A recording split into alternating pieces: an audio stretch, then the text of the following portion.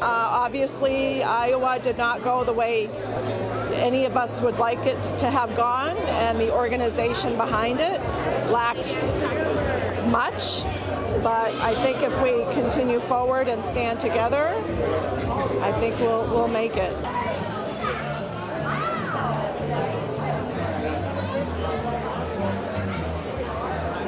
Not to be biased, because it's going to sound biased, but I think different organization, and I think, I'm going to just say it, get a bunch of women in there and we'll run the show and we'll do it right. That's just how I feel.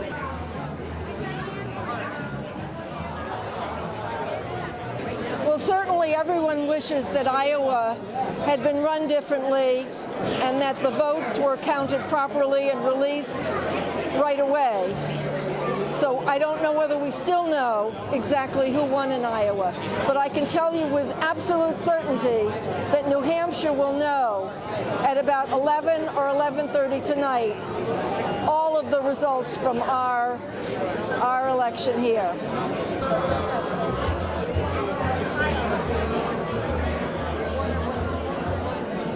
Well, I know that in New Hampshire we have a primary, and it's much simpler to operate, and I know we'll get an accurate vote from it.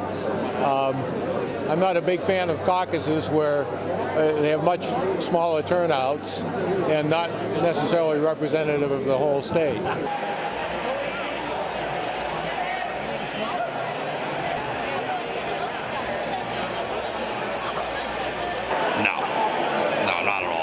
I think if you were to make it fair, I think it would have to be on one day.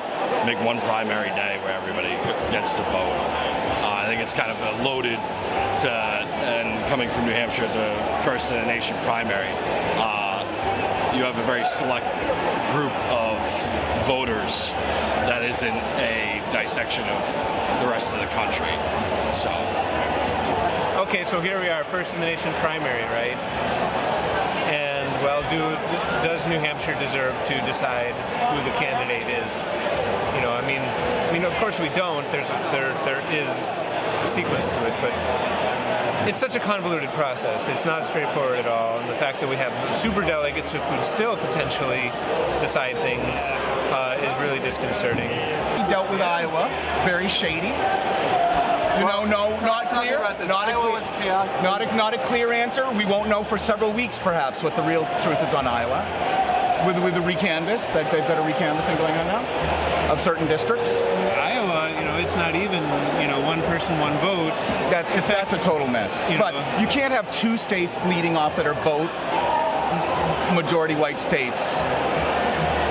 You need to counterbalance it with North Carolina, South Carolina, or Nevada, places that are more racially diverse, that have different demographics.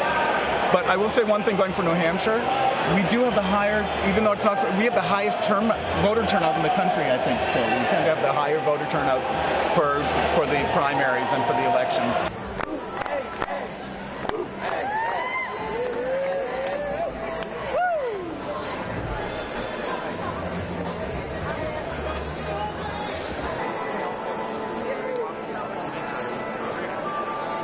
I do have faith in the democratic system. I think it goes back and forth. You see, not one political party has kept office for more than 18 years in our government. So I think that proves that there's some stability. I think a lot of it is at risk right now with a lot of things that Trump's been doing.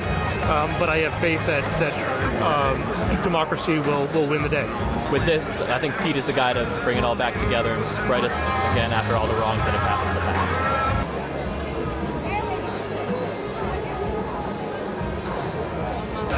I felt he had the best chance of defeating Trump. I felt he was very level-headed, well-spoken, and had a stance that could attract a lot of voters from both sides. Oh, hands down, yes. Because I think getting him out of the office is the most important thing for the future of our country. Okay. But